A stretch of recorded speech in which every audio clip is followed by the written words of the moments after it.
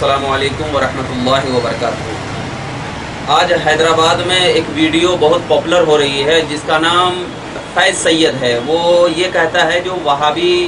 जमात से ताल्लुक़ रखता है, गैर मुक़ल्लिद है, वो ये कहता है कि अहले सुन्नत के जो अफराद होते हैं वो नबी पाक सल्लल्लाहु अलैहि वसल्लम के नाम पर कुर्बानी देते हैं और ये देना जायज़ नहीं है उनके नज़दीक। लेकिन एक बात ज़हन में रखिए कि हदीस पाक के रूह से, हदीस पाक के ताल्लुक़ जो हदीस पाक में बताया गया है उसके रूह से हुज़ूर अकरम सल्लल्लाहु अलैहि वसल्लम के नाम पे कुर्बानी देना जायज़ है। जैसा कि इब्न माजा शरीफ की हदीस पाक है, बैहक़ी में ये रिवायत मौजूद है, मुस्लिम शरीफ में ये रिवायत मौजूद है किताबुल अज़ाही में, कि हज़रत अली रदी अल्लाह ताला अन्हु दो मेंढा, एक अपने नाम से और एक हुज़ूर सल्लल्लाहु अलैहि वसल्लम के नाम से दिया करते थे। तो इस एतबार से हज़रत अली रदी अल्लाह ताला अन्हु का फ़ेल कि हुज़ूर अकरम सल्लल्लाहु अलैहि वसल्लम के नाम से दे सकते हैं कुर्बानी, इसमें कोई हर्ज नहीं और ये एक ईसाल सवाब है। मगर एक मसला ज़हन में रखना चाहिए कि अगर मैयत ने वसीयत किया हो कि मेरे नाम से क्या है कुर्बानी दो, तो अब उसके नाम से कुर्बानी दे कर के पूरे गोश्त को सदका कर देना वाजिब है, एक गोश्त भी खाना जायज़ नहीं है। लेकिन अगर वसीयत नहीं किया है मैयत ने, तो उनके नाम से जो कुर्बानी दी जा रही है तो वो क्या है, कुर्बानी अदा हो जाएगी। लेकिन कुर्बानी क्या है, वो ईसाले सवाब के लिए दिया जाता है, वो कुर्बानी का असल नहीं होता। कुर्बानी का सवाब उसको मिलेगा लेकिन उसका ईसाले सवाब उसको मिलेगा। जिस तरीके से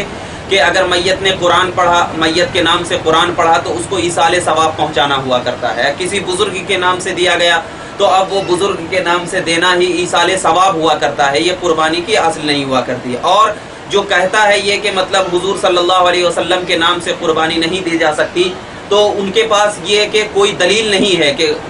कुर्बानी क्यों नहीं दी जा सकती। कोई भी एक ऐसी किताब बता दीजिए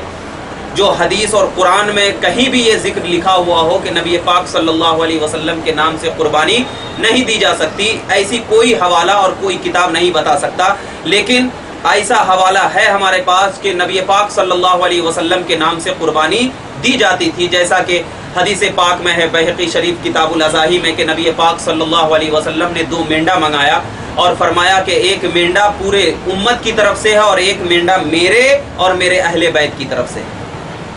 मेरे और मेरे अहले बैत की तरफ से। तो अब ज़रा इस हदीस में गौर कीजिए कि नबी पाक सल्लल्लाहु अलैहि वसल्लम ने एक मेंढा पूरी उम्मत की तरफ से, यहाँ यानी इस मेंढे को जो मैं कुर्बान कर रहा हूँ इसका सवाब पूरी उम्मत को मिले, ऐसा नहीं इसका मतलब कि पूरी कुर्बानी पूरी उम्मत की तरफ से हो। क्योंकि अगर ऐसा बोलेंगे तो फिर ये लाजिम आएगा कि उम्मत में अहले बैत नहीं है, अहले बैत भी तो उम्मत में है, तो फिर अल्लाह के नबी सल्लल्लाहु अलैहि वसल्लम ने दूसरे बकरे में अपने लिए और अहले बैत के लिए क्यों किया? तो ये नबी पाक सल्लल्लाहु अलैहि वसल्लम का ख़ास अमल है, उनको उनकी खुसूसियत पर रहने देना चाहिए। और जो हम कुर्बानी करते हैं नबी पाक सल्लल्लाहु अलैहि वसल्लम के नाम से, वो इसलिए करते हैं कि अल्लाह के नबी सल्लल्लाहु अलैहि वसल्लम ने उम्मत के नाम से कुर्बानी दिया, तो हमारा भी हक बनता है कि हम नबी पाक सल्लल्लाहु अलैहि वसल्लम के नाम से कुर्बानी दें, ताकि उनका ईसाले सवाब अल्लाह के नबी सल्लल्लाहु अलैहि वसल्लम को पहुँचे और दर्जे बुलंद होते जाएँ और दर्जे बुलंद होते जाएं। और इसमें क्या है, तमाम जैसे कि आप देखते हो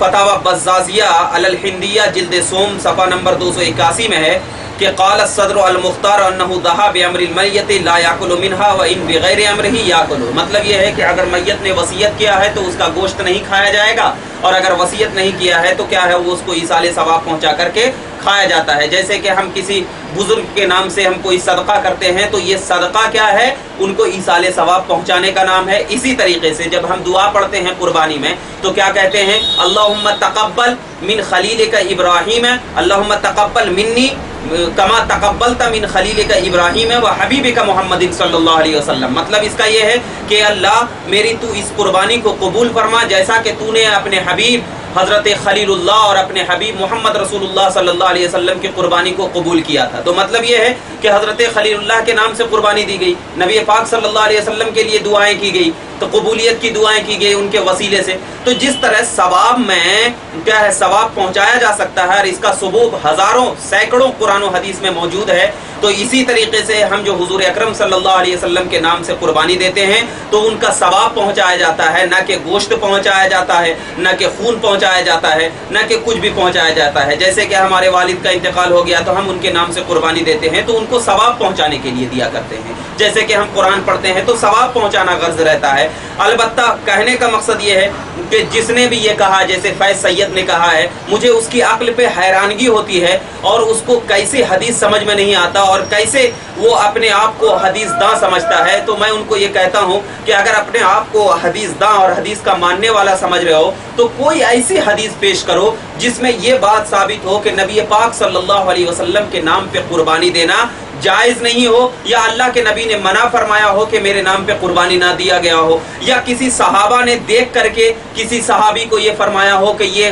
قربانی جو نبی پاک صلی اللہ علیہ وسلم کے نام پر دیا جا رہا ہے یہ بدعت ہے، یہ شرک ہے. اگر ایسا ہوتا تو پھر اللہ کے مقدس نبی کے مقدس غلام اہل بیت کے سردار حضرت علی نے کیوں دیا پھر نبی پاک صلی اللہ علیہ وسلم کے نام پہ قربانی؟ تو صحابہ